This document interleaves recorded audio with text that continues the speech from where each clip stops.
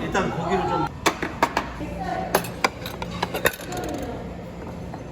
It's like a kilo of beef ribs, 48,000 won. 이 집이 그렇게 비싸지가 않아. We got some legit charcoal going on. So it's coming out to be about 40 bucks a kilo. But if you base it on about 200 grams a person, it comes out to be less than 10 bucks. 괜찮아. 김사모님 먹었어요. 깨 썰어가지고 Oh, that's so good. Whole noodles, but this one, the noodle is a bit darker.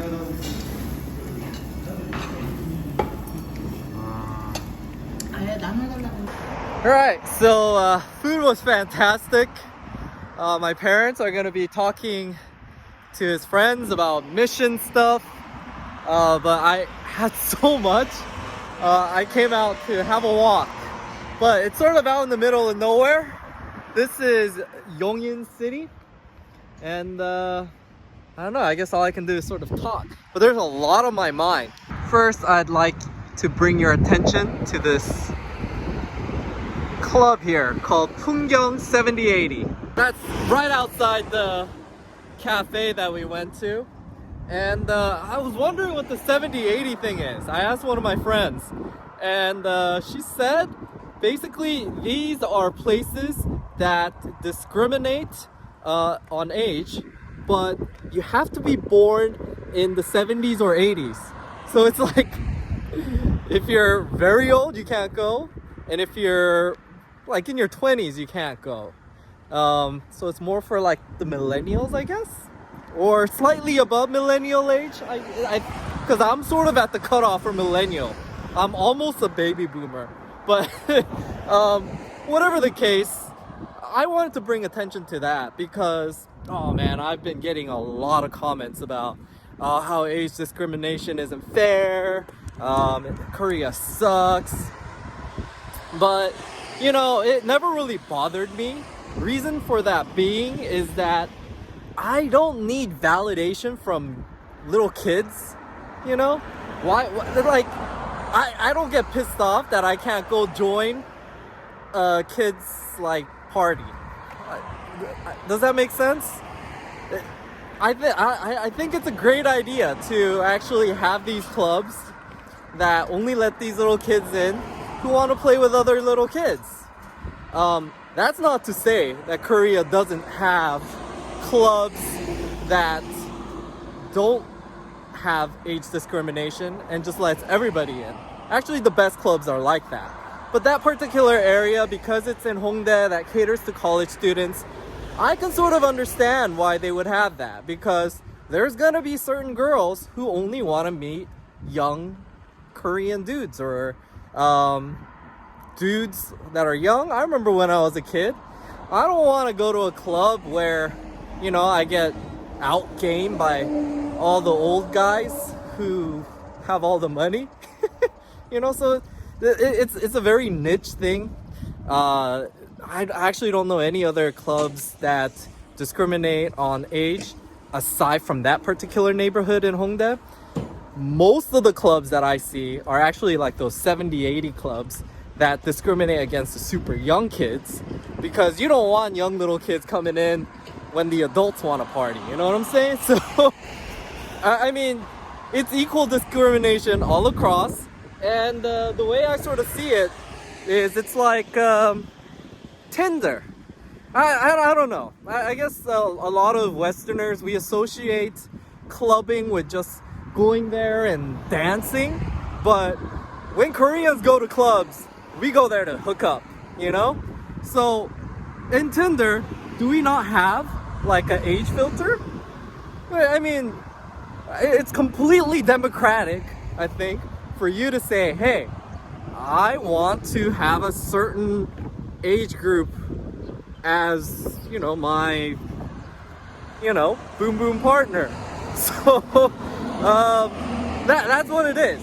You go to those clubs, if they have a cutoff for old people, then it's a good sign. You shouldn't go there because it's a waste of your time. You're gonna be going there where girls are going specifically to meet younger guys, and what that does, it filters out those kids, and then you can go to clubs where there's young girls who are interested in older guys, or you can go to clubs like the 70-80 clubs where, you know, if you're interested in girls more your age, you find girls your age that are interested in your age.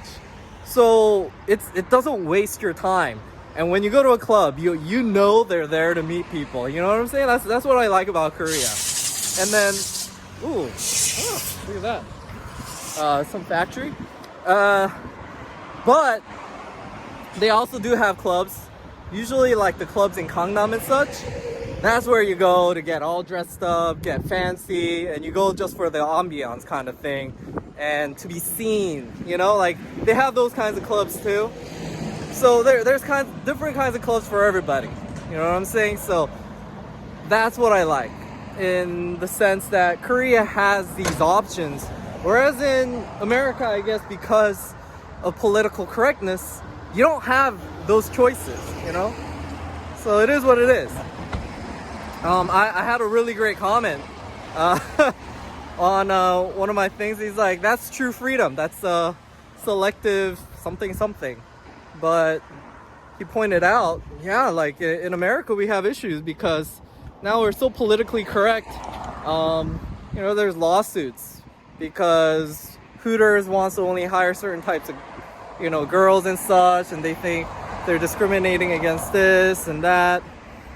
I mean, out here, there isn't much of that. You have pretty much the freedom to do whatever you want. So that's how true freedom looks like, I guess. And as long as you don't have an ego and you don't have like a need to be validated by everybody, because it's equal discrimination across the board, overall, I don't think it's discrimination, you know, if you just look at it in just the whole context. I think that's how it comes out to be. So I hope that sort of provides you a different outlook on it. I mean, you could completely disagree with what I say. I mean, it's just, I could totally understand that, because when I was first out here, I was like, what? And even Rogerio, the guy in the video, he was about to get in a fight with one of those people the night before.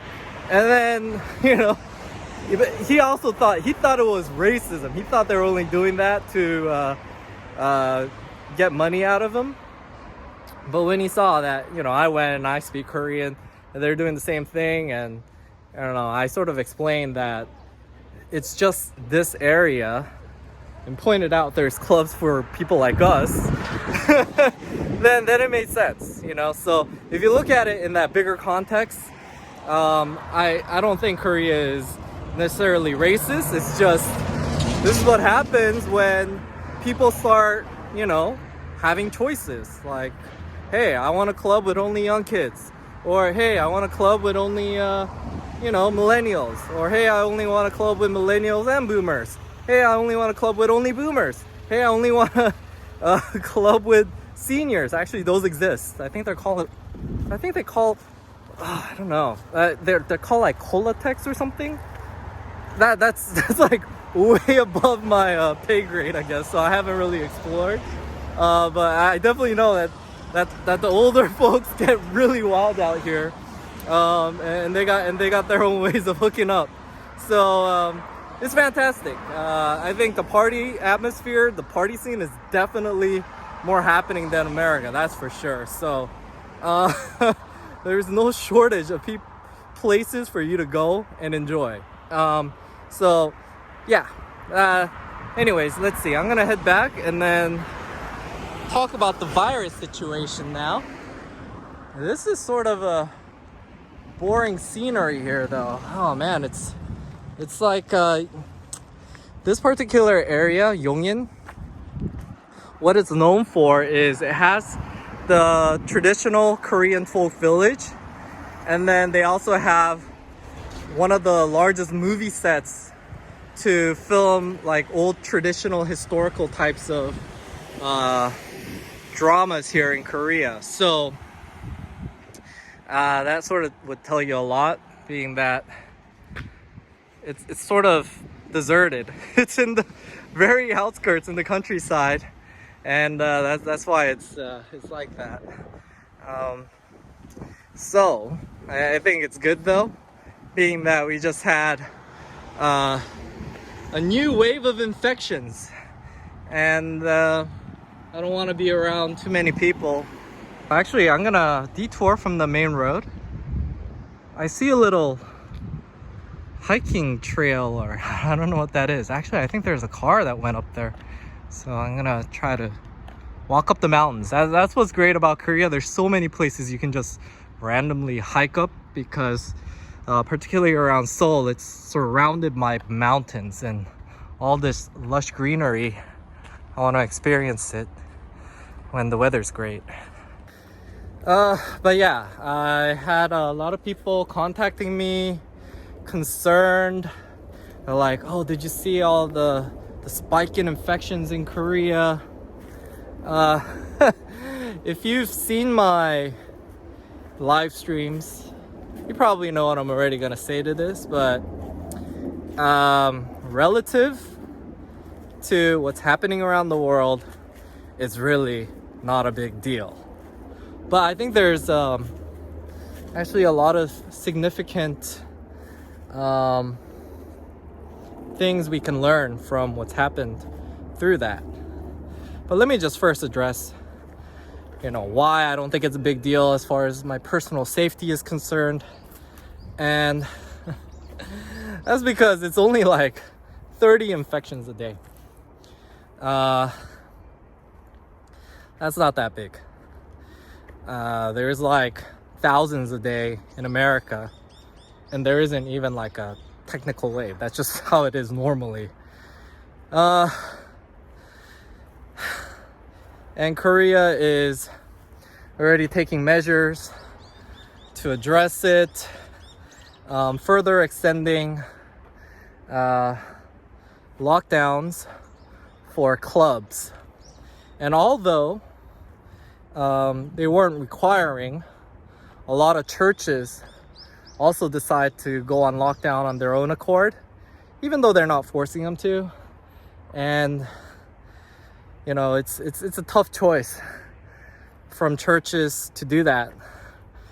I guess I'm in a position to really understand how churches operate and their finances, just being that my father has a lot of friends in that area, but they're not doing good.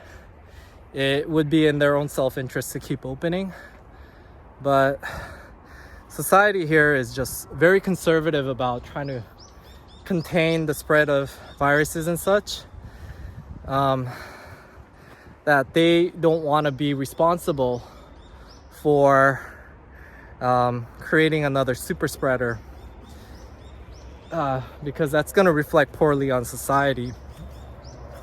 And churches, at the end of the day, they want people to come to churches. Just like America, church attendance is all going down.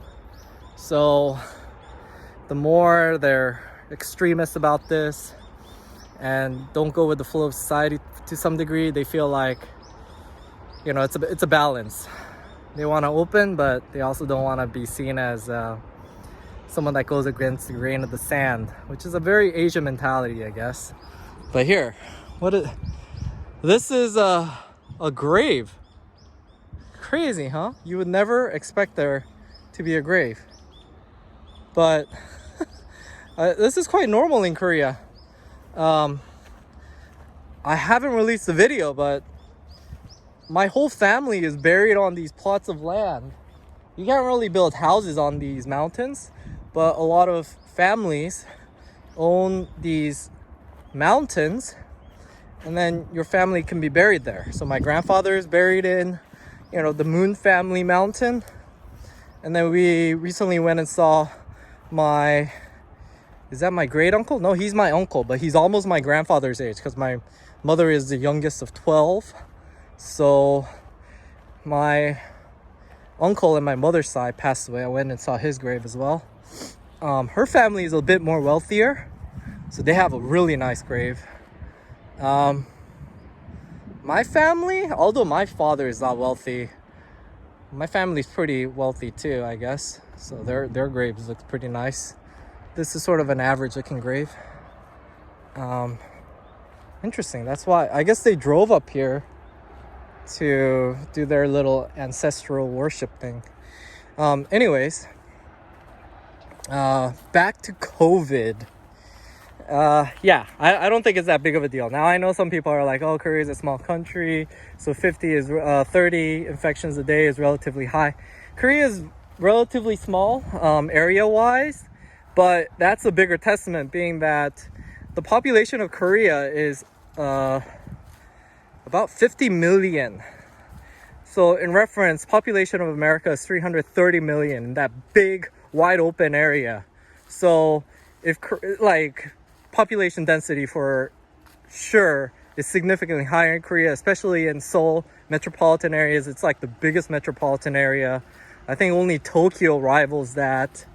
And it's either number one or number two, but you know, based on their birth rate, I know Korea is going to probably soon overtake as one of the world's largest metropolitan areas. So definitely high population density and about a sixth of America's population. So if it's a sixth, then there should only be equivalent 30 times 6. What is that? Is that 180? 180. If there's 180 infections in America, that would be equivalent to the 30 that happened here. If there was 180 infections in America, they would say it's like cured, you know? There would not be a lockdown at all. Nobody would be wearing masks. But like that just goes on to show how different the approach is here in Korea. I'm not necessarily saying that it is better than America. Although I definitely feel safer as somebody who's here, as far as my personal health is concerned. Why? Because there's just less infected. There's less of a chance for me to catch it, and I'm less likely to die, you know? Even though, I mean, you can argue there's only a slight chance that you might die. Whatever. It's just like, even that slight chance is even further reduced and eliminated. So it couldn't be bad that there's less infections, right? As far as the economic impact of this, etc., that's a whole nother subject and a valid, you know, a valid topic for you to weigh. But as far as my personal safety, which is what I'm talking about right now, I am totally safe here, guys. Don't worry about it. This new wave of infections that Korea is making out to be a big deal, because to them it is not that big of a deal when you put it in context to what's happening in the States. So again, I definitely hope you guys are safe. Don't worry about me. But I think it is relative in looking at this as an overall strategy. So Korea got pretty much everything under control. There was like 0 infections. But just because there's 0 official infections doesn't necessarily mean that there's no infections. They're probably just asymptomatic and they just didn't get tested. Even though Korea has one of the highest testing, you know, they're still not going to catch everybody. So there's just one person.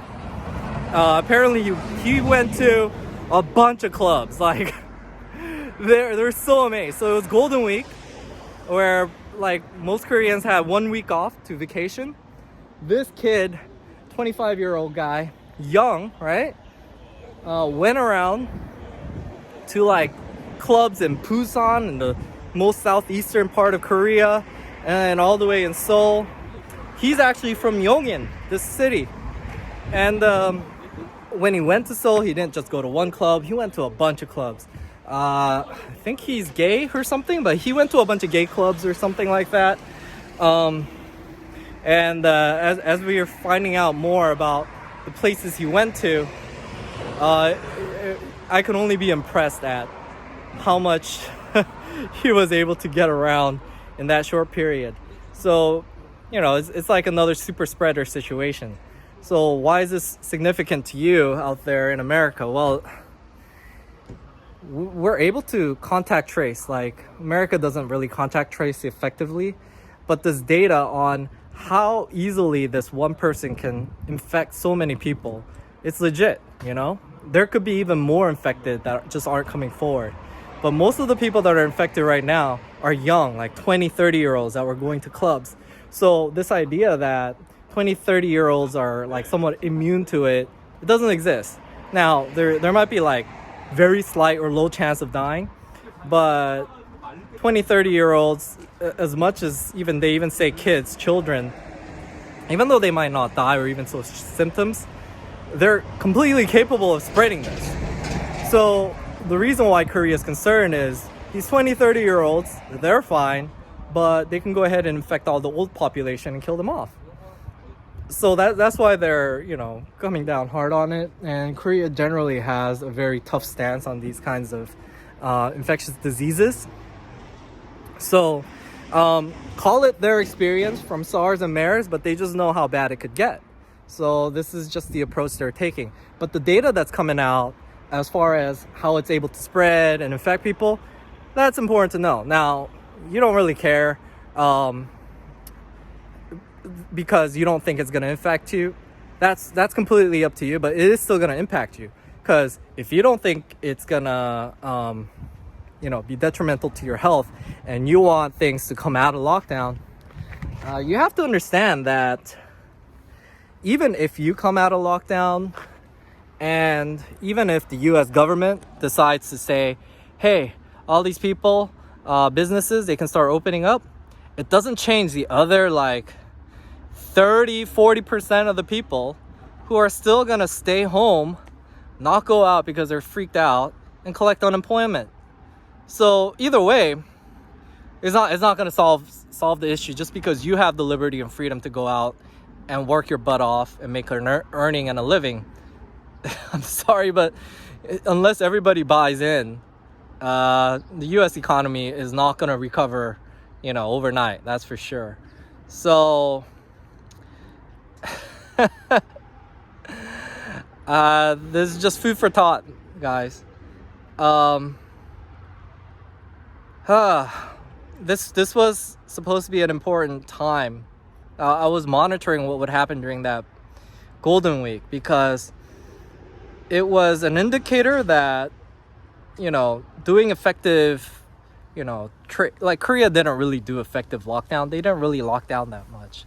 But basically, when you can limit the spread of infections and get it almost down to a point where it's zero in Korea, we did it in one month. It was relatively good. 2 months, it was getting to a point where it was zero. I was thinking, hey, if you get it to that point and they open up the country and people are just moving freely and there's no infections and such, that's an indicator that that's possibly a future, that will allow you to come out of lockdown soon. Because the other option is, forcing coming out of lockdown without the virus being under control and still having those, 20-30% of the people that are going to stay in lockdown. And then right now, what is it? 14% of the people collecting unemployment. But I don't think it's able to be controlled either way. You know what I'm saying? So what's probably going to happen though is Korea is right now, they're not overreacting. They're not closing everything. As you can see, I went to a restaurant. I went to cafes. There's actually a ton of people in this cafe. We can all do what we want, but they're not going to open clubs. That's for sure. There's a 1 month lockdown on that. And churches are, again, voluntarily shutting down a lot of them for service and just going on live streaming. So, point is, things aren't going to be normal anytime soon, whichever way we decide to proceed with this. There's no amount of wishful thinking that's going to make things normal. So I think we need to just buckle down. That's what this sort of proves. But yeah, keep looking towards what happens here in Korea, because that's going to be an indicator what the best case scenario could possibly be if you took the other approach and locked down and controlled the virus. I would say, I mean, given right now, if I compared, you know, what's happening in America with what's happening in Korea, Korea got a month head start. Their approach, I think it's much better because we can go out. There's no lockdown. I don't have to be, that concerned about catching the virus. Sure, we can't really go to very crowded spaces, but at least I can go to restaurants and such. So right now, like in all levels, Korea is better. But if herd immunity is possible, there is a possibility. There's always a possibility that if you get herd immunity, it would get to a point of faster economic recovery. But there's a big if on there. It is. I mean, there's science behind it, but at the end of the day, you never know until you know. So Sweden is saying, it's been about 2 weeks since they said, hey, we'll have herd immunity in 3 weeks. So let's wait another week. Let's see if they reach herd immunity. I highly doubt it,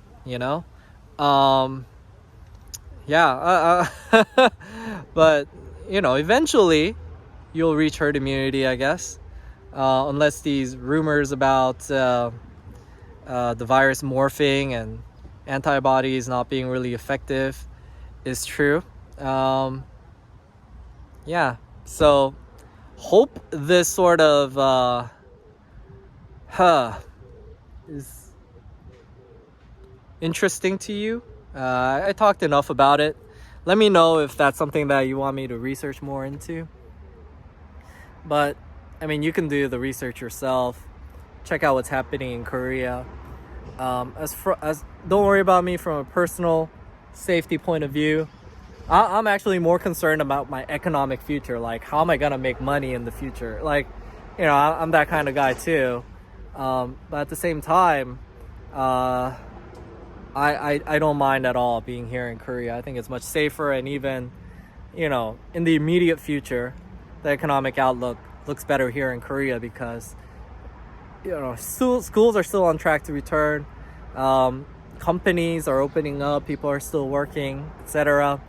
And they're not in a lockdown situation like in America, and we don't have like 10% of the workforce collecting unemployment and rising. So guys,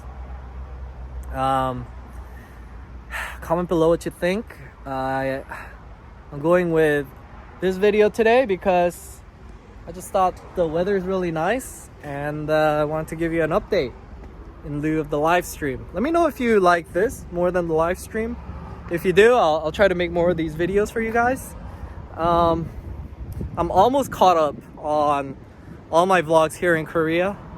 Once that happens, I have a handful of videos that I shot from Taiwan that I really want to edit because you guys all know I love Taiwan, man. I really want to relive those moments, edit that out, and once that happens, I think I'll be able to vlog on a real-time basis. Whatever I shoot, you'll see, instead of seeing things that are a month old or 2 months old. So I'm really excited to get to that point, and to get ready for that, I'm hoping that this virus situation calms down over here so I can start going out.